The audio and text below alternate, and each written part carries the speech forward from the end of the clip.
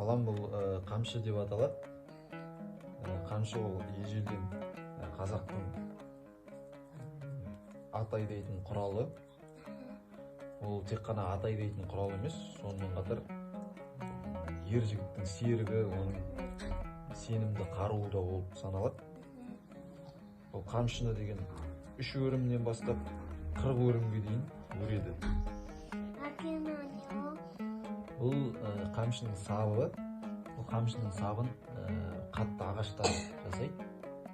Тобылғы деген ағаштан жасайды, ырғай деген ағаш. Және де еліктің, киіктің сирағынан да жасайды. Және де бұл қамшының мына жерін сиырдың терісінен жасайды. Жалпы енді қамшының түрлері көп. Дойыр қамшы, дырау қамшы деген түрлері бар.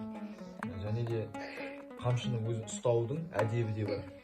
Байқап отырсаң, барлық үйлерде, кейбір үйлерде бұл қамшы ілініп тұрады. Оның киесі де бар.